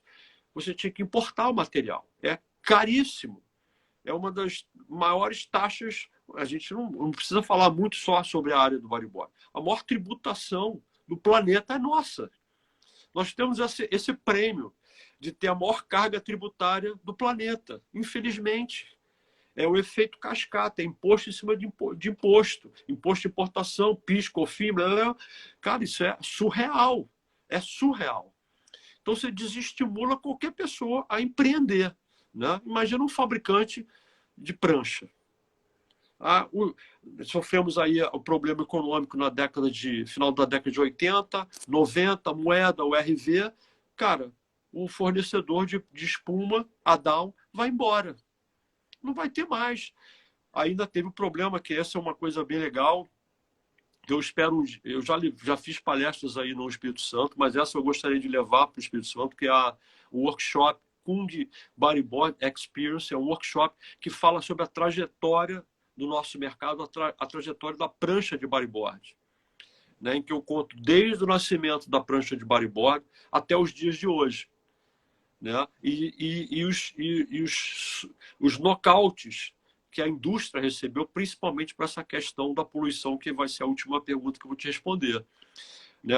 A transformação do pellet, que são as bolinhas que expande para você transformar no bloco, ou derivados do petróleo que vão usar para fazer o plástico, como a gente conhece genericamente falando, ele tem, no processo de extrusão, que é uma máquina extrusora, a expansão, na época era pelo gás CFC, altamente poluidor, que furando a camada de ozônio, e depois teve que ter uma convenção internacional, teve que mudar para o gás butano. Então a gente perdeu o fornecedor, literalmente o planeta perdeu, mas como as indústrias são indústrias fora do país, eles se restabeleceram rapidamente e até voltar para o Brasil isso demora, né? Então, no meu caso, que comecei a buscar o nicho de mercado, customizar, fazer uma prancha profissional, com acabamento, com a preocupação de sustentabilidade, eu tive que cair na importação. Então, o meu cliente é o atleta, que é duro, na grande parte, tá? Mas, ao mesmo tempo, graças a Deus, eu consegui reverter isso para fora. A minha prancha, eu desenvolvi um design, que é o phaser, com aquelas mini concaves embaixo, que ganhou um prêmio de inovação da década em 97 no Japão. E isso despertou o interesse do mercado. Eu fiz o caminho de volta, né? Eu comecei a vender mais lá fora e os atletas aqui. E aí a Ney viu todo esse trabalho, todo esse, né? Ela falou, cara, muito profissional, muito legal, vou apostar, vou investir. Claro, Kung, eu entendo, é teu negócio. Ela conheceu a fábrica, entendeu? Ela conheceu o conceito de como eu trabalho, os materiais. Fizemos a primeira prancha, ela falou, Kung, eu tô indo para Pernambuco disputar um brasileiro. Dependendo do resultado, a gente faz uma parceria. Eu falei, tá bom. Depois eu vou para a Austrália. Chegamos lá, eu não sei se... Acho que ela ganhou o campeonato. Mandou mensagem para mim. Isso foi 2006, alguma coisa. Ficou sorriso de orelha a orelha. Fizemos Nova Aí, replicamos. Aí eu tenho... Vou te mostrar aqui, ó. Eu tô deixando... Fisicamente eu tenho esse pedido. Tá? Ele não dá para ver visualmente para a galera, mas eu tenho aqui. Eu acabei fazendo um shape, que hoje é o KS2, para ela, específico, uma rabeta específica para ela, a espessura, a flexibilidade, tudo. Ela foi para a Austrália, eu não sei se ela foi campeã ou vice-campeã, eu sei que ela conquistou o título. Eu tenho uma reportagem até hoje do O Globo, que era um quadro que eu tinha na fábrica dela, no O Globo aqui no Rio de Janeiro, com a prancha, né? Super feliz, super agradecida. E, cara, agora eu vou impregnar o meu patrocinador para ele vai ter que fazer essa prancha. Entendeu? Então, assim, foi uma das coisas assim, que foram muito legais nesse conceito, em que eu acho que o bodyboard está começando, né? Hoje você tem lojas específicas, você tem lojas online, né? Eu tenho parcerias, né? Não sei se pode falar, por exemplo, eu tenho no Paraná com a Paipo, né? Vende muito aí no Espírito Santo com a Bonomo, enfim, com várias lojas físicas e online hoje. Então você tem bodyboards vendendo, você não precisa ter a loja física, né? No Ceará. Então você tem empresários e empreendedores no nosso segmento, né? Que deixaram de ser competidores e passaram a ser homens de negócio, pessoas de negócio. Né? Comunicadoras, entendeu? Fomentadores de evento, organizadores de evento, e você tem as federações, as associações, e com certeza a gente vai chegar no nível que essa é uma área que eu trabalho hoje na área como advogado na área de imobiliária aqui, né? Mas eu sempre dou uma pincelada e sempre dou meus pitacos na área esportiva. Né? E assim, claro que acompanho o Rio de Janeiro estragando geral, não é nem spoiler, estragando geral. O Marcelo Pedro sabe disso. O Rio de Janeiro está abandonado, né? Graças ao pessoal do Recreio, o Dedé, o pessoal que organiza, vai ter esse final de semana lá o Master, eles organizam eventos no peito e na raça, literalmente, né? Você não tem apoio de nenhuma instituição aqui no Rio de Janeiro, não tem uma federação, tem o Marcelo Pedro com a Liga Brasileira, mas ele está com outros projetos, ele tem aí a intenção de fomentar e tudo, mas ainda a coisa precisa acontecer, né? Eu digo para eles que assim, nós vivemos o boom do esporte, vivemos a decadência na década de 90. O surf viveu isso. O surf tinha um estigma de ser o esporte maconheiro, vagabundo. Cara, olha o esporte, o surf hoje está. Olímpico, certo? E o skate? Skate or die, punk rock, underground, entendeu? Era isso. Mudou. Olha o skate, está nas Olimpíadas. Fadinha. Na época não era fadinha, teria que ser bruxinha. Não existia fada no skate. Era bruxa, era punk, era moicano, tatuagem. Hoje todo mundo quer ser tatuado. Gente, olha, muda. O planeta dá voltas, entendeu? Então, assim, todo esse círculo de coisas, esse psicodelismo, ele volta, entendeu? Então, o que é importante ao longo da trajetória? Que você mantenha o brilho nos olhos. Se você deixar de ter brilho nos olhos, quando esse psicodelismo passar na tua frente de novo, você está com o olho murcho, sem brilho, apagadinho, ele vai embora. E aí você não acompanha. Então, eu acho que essa nova geração, essa galera que está aí fomentando o Espírito Santo, está dando aula de organização e tudo. Eu tenho as minhas críticas, né, reservadas. Eu acho que, mas isso são coisas que você vai corrigindo no percurso. Não é uma coisa que você tem que extirpar, que você tem que arrancar, né? Tem nódulos que são malignos que você tem que arrancar. Né? Isso a gente tem que ser realista com o negócio. Mas tem coisas que você vê, poxa, existe o brilho nos olhos, existe a boa fé. O que precisa é que o outro lado sente e escute e faça a correção de percurso, né? Muitas vezes eu fomentei o esporte para voltar aqui no Rio de Janeiro. Kung, volta para ser presidente da associação, você tem que estar na sua... Olha só, galera, eu sou shaper, eu tenho uma escola que está há 21 anos aqui na Barra. Eu criei a Associação Carioca de Escolas de Surf. Leia-se surf, quando eu falo surf, tá? É surf, bodyboard e pranchão, longboard. Por quê? Porque eu via que era uma bagunça na praia. Tá? A prefeitura não liberava alvará, não tinha CREF, você não era profissional de educação física para estar ali um responsável técnico pela atividade esportiva regulamentada. Você está entendendo? Então, como assim? Olha, as pranchas de surf, no caso, não eram as pranchas para iniciantes, que é o softboard, que é uma tecnologia que o fabricante de bodyboard conhece e tem know-how, e que se a gente deixar, o surfista vai ser o empreendedor e vai tomar esse mercado, e o bodyboard... Eu sou fabricante de bodyboard. Quando o camarada... Vamos fazer softboard? Vamos. Quanto que você vai investir? Pô, cara, mas olha só, eu estou levando produto para você. Eu falei, cara, o meu produto é bodyboard, prancha de bodyboard. Softboard, eu tenho a tecnologia. Sei quais são os melhores materiais, a forma de produzir. Mas o investimento é do produto surf. Então, tem que ser tirado esse dinheiro do surf e investido dentro da minha fábrica para fazer uma prancha softboard para ensinar o surfista a ficar em pé. Né? Hoje eu até faço essa diferença. O que é o bodyboard, ou no caso dos Estados Unidos, o bugboard, e o que é uma prancha de bodyboard.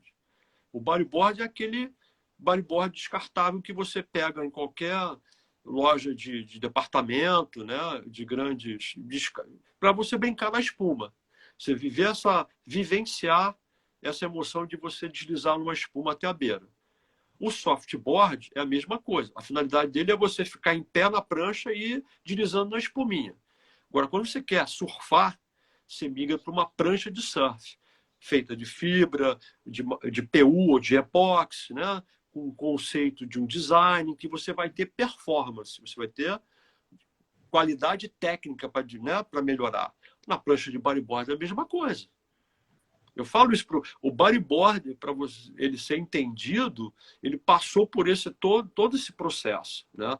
Então, essa é uma das coisas assim que a Neymara como mulher capixaba, bodyboarder capixaba, hoje pentacampeã mundial, né?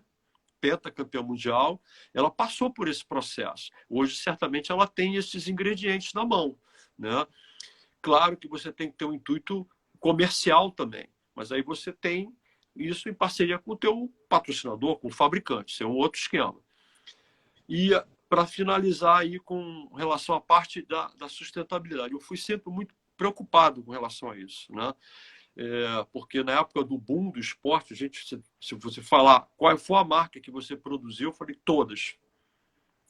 Praticamente sem modéstia. Não existe falsa modéstia, tá? Não tenho modéstia. Eu fui marrento mesmo, fui. Uma das pranchas icônicas, se eu falar Xuxa, eu fiz a prancha da Xuxa. Acredite se quiser. Vendeu pra cacete. Então, quando a gente chegava na fábrica, que era um lugar bucólico, no meio da mata, né? Maravilhoso. O alemão lá fez literalmente como se fosse os Alpes suíços. Ele gostava de esquiar e tudo. Eu via aquela montanha. Você imagina, olha, eu vou te dar um número, tá? Não sei se os fabricantes que estiverem me ouvindo aí, 25 mil pranchas por ano. 25 mil pranchas por ano. Você tem uma ideia, na época da Clark Phone, o boom da Morebug, o Jairo deixava o telefone, porque não existia celular, fora do gancho. Cara, o pessoal tá pedindo. Eu falei assim, como que a gente vai atender, Kung? Você tá entendendo? Loucura, loucura. Então eu chegava na fábrica e via um contraste entre o verde da mata e a fábrica, uma montanha de espuma branca, uma montanha. O que fazer com isso? E aí veio uma joint venture com a Dow, a gente desenvolveu a parte de embalagens da indústria. E uma das coisas que eu falei para eles foi assim, olha só, o preenchimento do brinquedo de ursinho de pelúcia era todo feito com a espuma mesmo, né? Aquela fofinha que tem no travesseiro. A gente falou, por que a gente não tritura e faz isso com a sobra das pranchas? Porque na época era o Etafon, o polietileno espanhol, então ele era fofinho. E aí começamos a usar esse material que ia para o lixo, sei lá para onde, porque vinham toneladas de caminhão, levavam, não sabia qual era o descarte. Estou falando isso na meados da década de 80 e final de 80, tá? E fora depois, né, que assim, o grande vilão da indústria, por exemplo, o que você faz hoje para não poluir? Quando você produz. Primeiro eu entrei de cabeça, falei, eu não tenho como concorrer com a fábrica da China ou na Ásia. Não tem. Eu comecei a sair desse segmento. Então comecei a ir para o nicho de mercado. Eu preciso ter um valor agregado de venda bom, posso exportar, porque a moeda, né, e o meu produto é valorizado lá fora.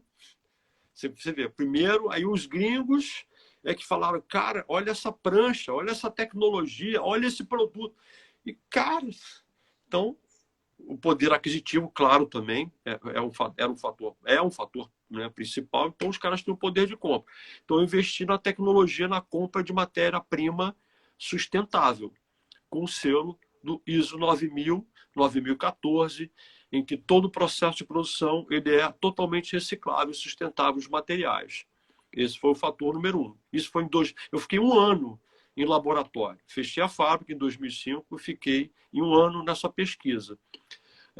E finalzinho de 2005 para 2006 eu lancei o Aquadeck, o bloco Calite e fui firme na tecnologia, no design com a prancha Phaser. Aí fui para o Japão e ganhei esse prêmio de inovação da década. Foi muito legal isso. Então, uma das coisas que eu, ainda fabricando e vendendo em loja, e com as lojas, o que eu fiz? Falei, cara, eu não posso mais vender em loja de departamento, em grandes lojas, porque eu não tenho volume de produção, né? Eu não tenho preço, porque eu importo a matéria-prima. Não tem mais fabricante nacional, a não ser a espuma de poliuretano, que é altamente poluente. Por isso que o pessoal do surf começou a mudar também para o bloco do epóxi. E aí eu vendi o conceito para as principais. Eu fiz uma parceria com a loja Starpoint, na época, que é uma, vamos dizer assim, uma loja de grife da Surfwear. Tem Billabong, Quicksilver, Roxy, Rip Curl e por aí vai. Eu falei, cara, vocês têm que ter essa prancha de bodyboard.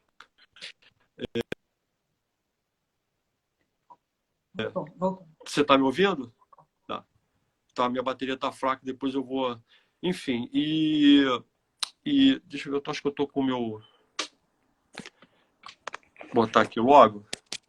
Mas, Kung, eu vou te, enquanto você está ajustando, lembrar o seguinte, que das coisas que você falou aqui, você estava falando sobre brilho no olho, né?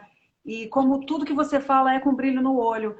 Houve duas coisas que eu consigo pontuar que você tem críticas a fazer. Uma, claro, foi esse momento do confisco, e a outra coisa é quando você fala sobre esse preconceito com o qual o bodyboarding foi recebido, porque é um nível de imaturidade tão, assim, não tem nem como discutir uma coisa dessas. É tão louco Sim. como a gente está vivendo esse tipo de discussão, né? Que um esporte em relação ao outro, a gente ainda tem esse tipo de preconceito acontecendo.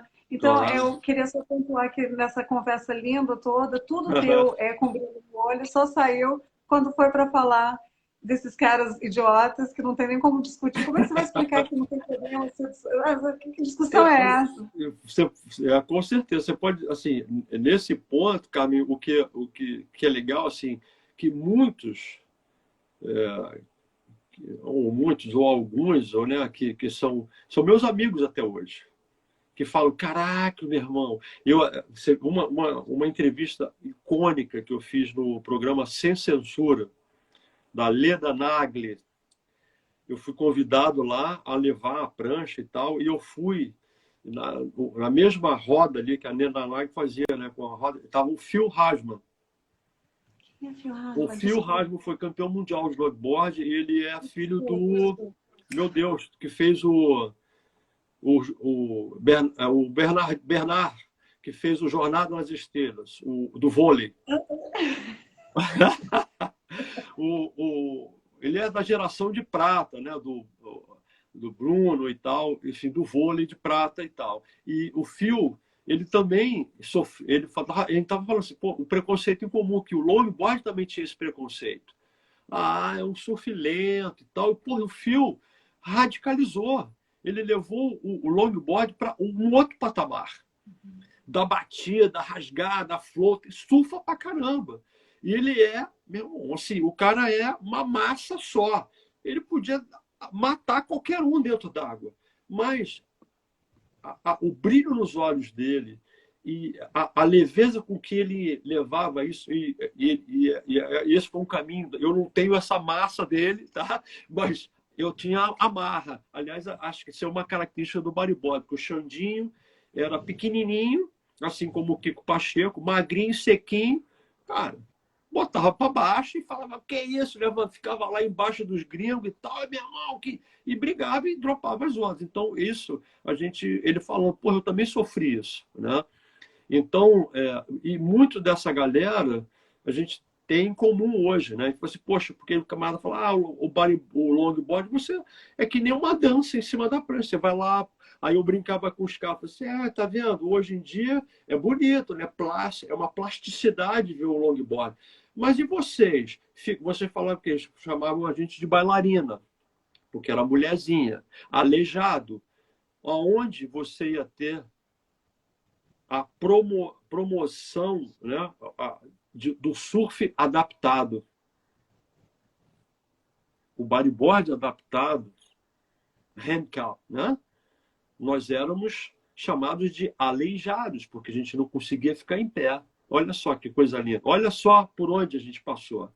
É Entendeu? impressionante como esse raciocínio é tudo tão assim, pensando o mais medíocre, o menor, o mais assim, do Sim, humano, em vez de reconhecer todas as superações necessárias, é muito difícil conviver com esse grupo de pessoas que pensam sim.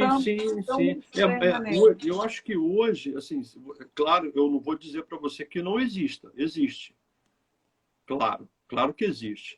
Mas hoje o conceito ele está mais flexível, está mais maleável, está mais moldado, né?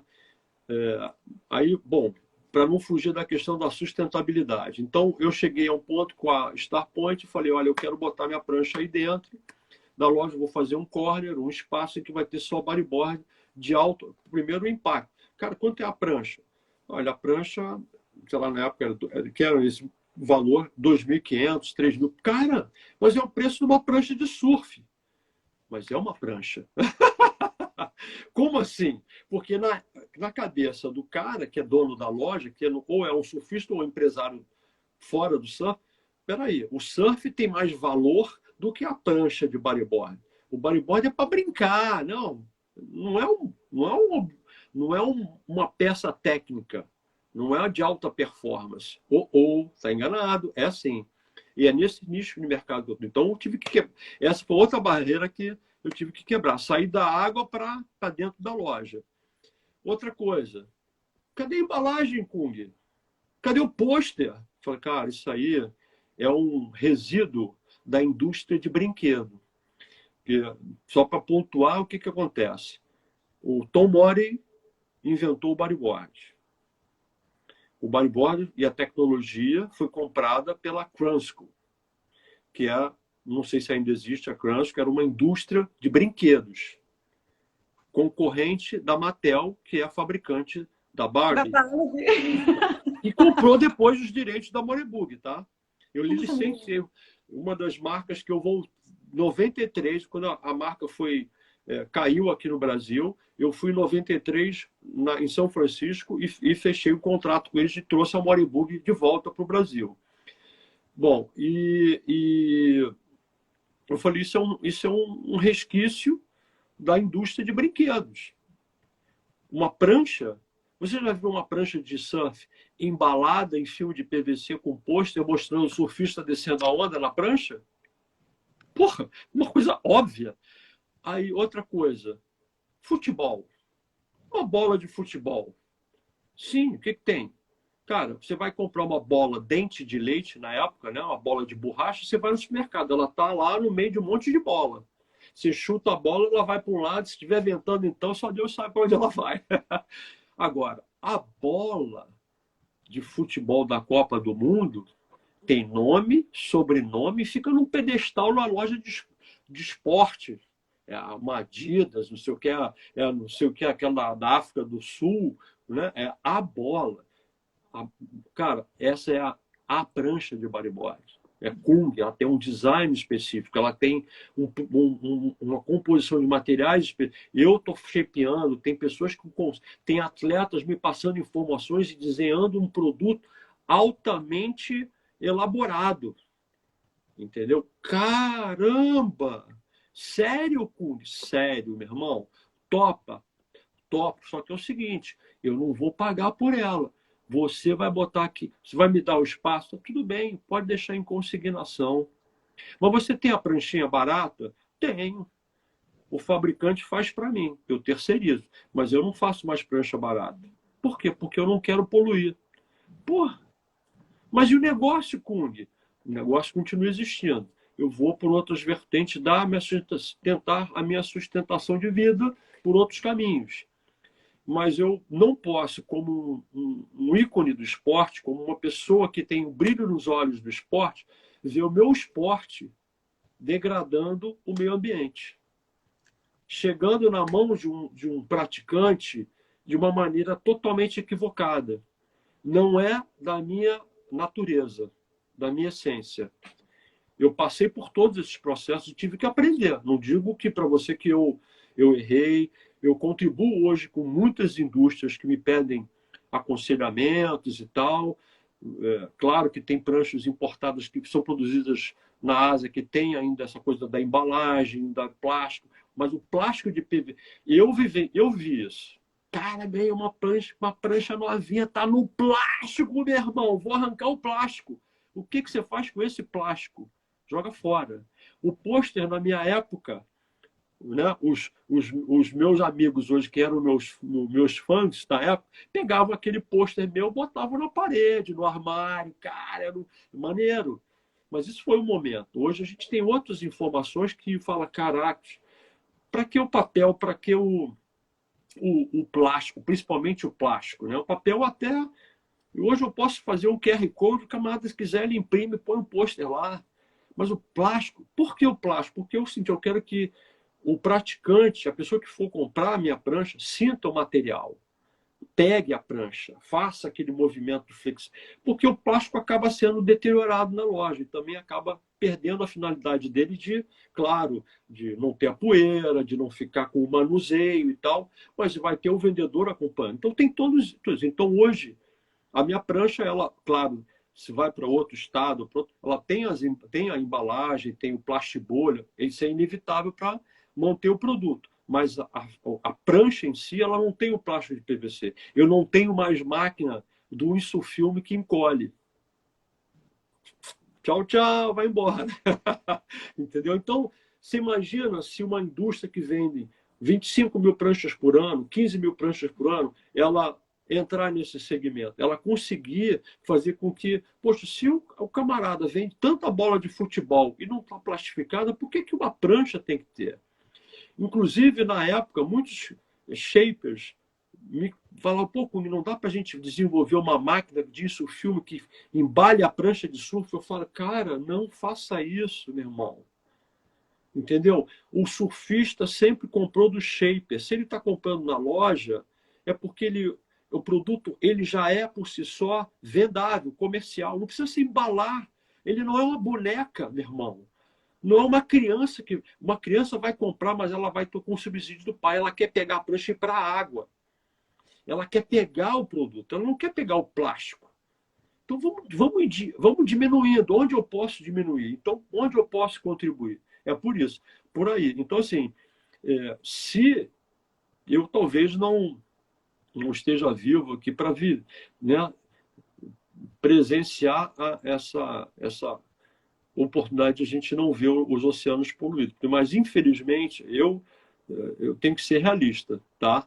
Eu acho que a gente vai ter problemas graves de ambientais. Por exemplo, a gente assim, tem uma luta maravilhosa que é o pessoal de São Conrado, ali, que é o Marcelo Farias, São Conrado, ele Salvemos São Conrado, que é o projeto dele, catam lixo, movimentam, sabe? Pô, tem esgoto na praia, poder público, que entra ano, sai ano e tá lá. Então, assim, não tem como. Então, assim, se eu não tiro do consumidor o hábito de, cara, eu peguei uma prancha no plástico, quem vai tirar? Né? Nossa, impressionante, Kung. A tua fala é toda muito assim conectada. Você não é alienado sobre nenhuma parte dessa história toda. Você está vendo como uma coisa se comunica Sim. com a outra, a importância de cada setor. E eu acho que a gente tem que ter esse tipo de conversa mais para ter mais conscientização para todo mundo. Isso que você falou de São Conrado, a gente aqui no Espírito Santo tem um problema com uma onda que não sei se você chegou a surfar. Ela se chama Barrinha. Barrinha. É perto do Barra de Jucu? Isso, ao lado é à direita. Sim, Quando sul, sim, era onde a gente podia surfar. E hoje é inviável. Inviável. Então, é muita poluição. Assim, você se põe num risco desnecessário. Então, a gente está vivendo isso. Não é um apocalipse que vai acontecer daqui a 100 anos, não é agora. E é muito legal que essa conscientização que você já coloca na prática chegue para todo mundo aqui. É o que eu posso fazer e eu faço. Desde 2005 que eu comecei com esse trabalho, fui para a loja, tive esse obstáculo, consegui passar por isso, porque as pranchas foram sendo vendidas, independente de plástico ou não, pelo contrário, né, foi uma revolução. O próprio dono da loja falou, cara, e a gente ampliou para as 28 lojas que eles tinham na época, né, e foi um sucesso, foi muito legal. Né? A prancha mais barata que eu terceirizava vinha com plástico, enfim, né? Tinha uma finalidade, um propósito diferente, mas era contra a minha vontade. Mas e até depois, assim, nos últimos 2 anos, eu até consegui. Falei, não, deixa que eu vou mandar um motorista aí, eu vou retirar na fábrica. Você não quer que embale? Não quero que embale. Porque o que acabou é que eu fiz um display em que eu tinha um número X para cada loja, de acordo com o espaço físico. Então, eu que colocava ali. entendeu? Então, volta e meia eu estava lá fazendo enfim, uma visita na loja, o gerente me ligava, o vendedor me ligava, não, Kung, olha, a prancha tal bateu por acidente, não tem problema, eu troco, a gente faz o reparo, mas, sabe, orienta o manuseio, porque isso é um produto de alta performance, né? E com plástico também aconteceria do mesmo jeito. E aí o pior, o plástico estaria danificado e seria jogado fora. Então, eles acabaram entendendo que o plástico e nada era a mesma coisa, né? Então, o importante era o manuseio apropriado do produto, dentro daquele espaço físico. Ponto. E aí eu acho que pela maneira como você mostra, você vai mudando mesmo uma cultura, porque é uma cultura, né? A gente É está uma mudando. cultura, Então é é um muito legal costume, é falar um sobre isso. hábito. É fundamental. Uhum. Mr. Kung, não tenho mais nenhuma pergunta, mas eu estou muito impressionada com a tua conexão entre tudo. É impressionante, é muito incrível. Assim. Saímos do século passado, na década de 70, e entramos na atualidade, nas redes sociais. Isso no futuro. O Passamos futuro pelo é telefone, pelo telex e pela carta.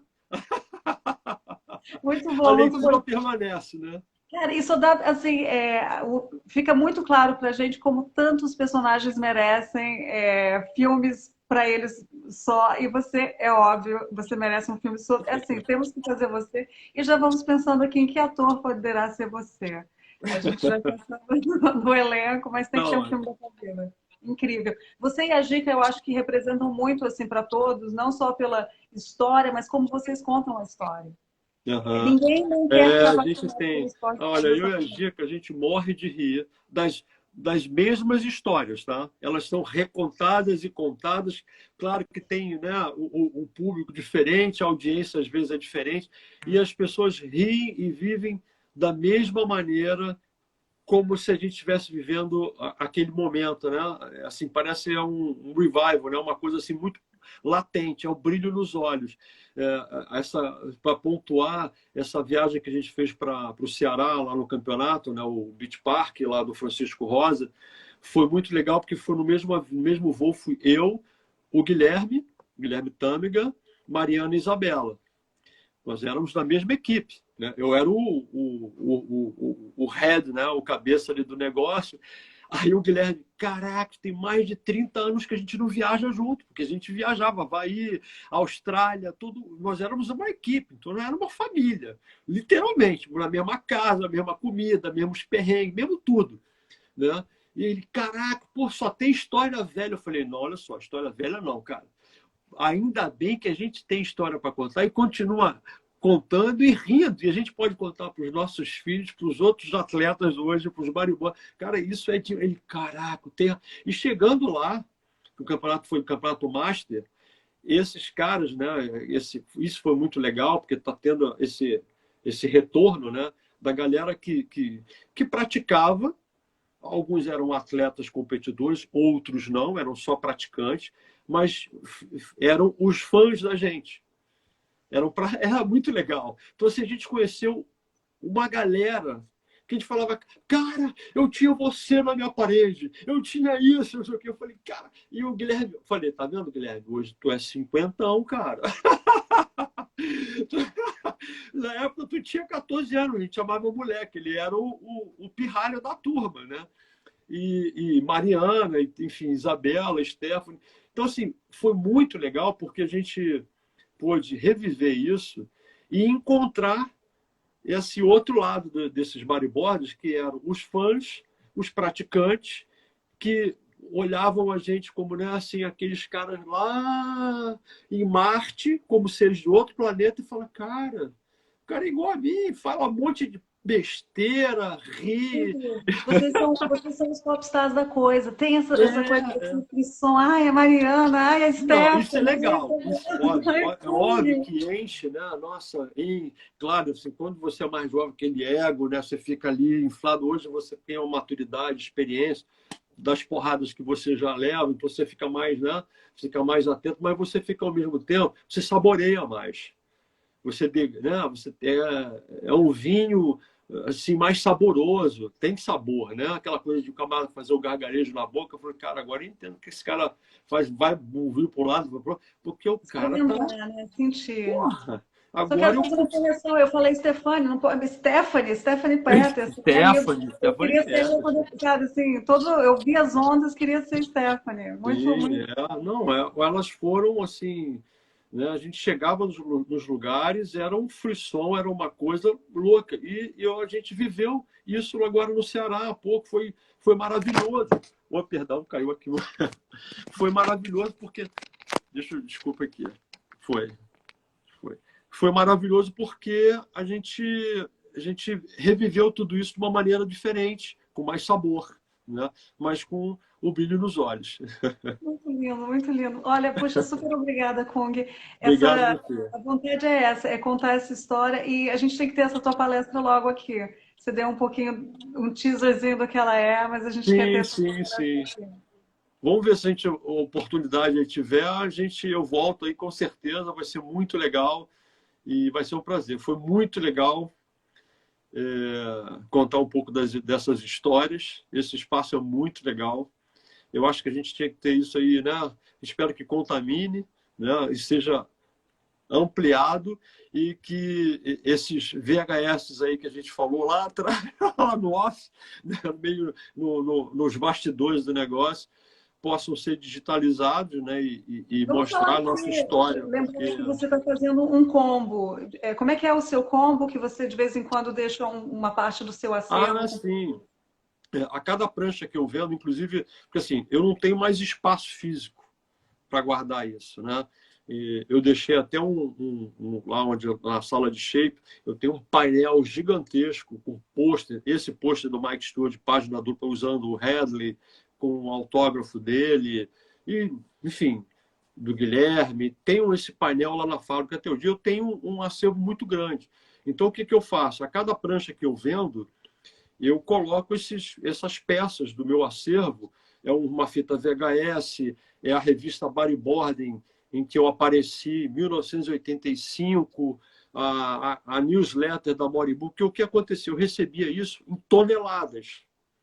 Inclusive, uma coisa que eu fiz, assim, surgiu de momento, né? Eu estava fazendo a mala para ir para Fortaleza, e entre uma camisa e outra, eu falei, essas coisas você vai ver espalhadas, eu comecei a tirar, porque ficam mofados, como eu te falei, né? Por causa da vagem grande, umidade. Eu tinha tirado algumas camisas eu participei de 3 Pipe Master, né? De 3 campeonatos em pipe mundial. E a gente recebia uma camisa com o nome da gente. Aí eu acho que eu tenho 2 ou 3 na mesma, do primeiro campeonato mundial que eu participei, em 85. Eu peguei essa camisa, falei, vou levar lá para Fortaleza, vou autografar e vou dar para organização. Até falei isso com o Guilherme, cara, vamos assinar todos nós. O Guilherme, Kung, negativo. Essa camisa é sua, você que vai autografar. Eu fico emocionado, porque foi muito lindo. E dei para um dos organizadores do evento, que foi o André Mendonça, se não me falha a memória, mas é o André, que foi o cara que botou para quebrar lá. Ele, o Cláudio e o Firton, que é o sócio do Érico, junto com o Érico, né?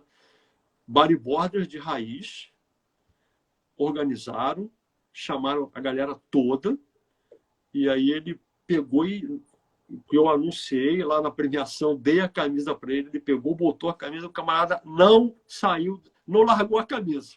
Autografei, foi lindo. Então, e aí eu estou fazendo isso. E eu tenho algumas pranchas que eu shapeei ao longo da carreira, inclusive essa da Xuxa,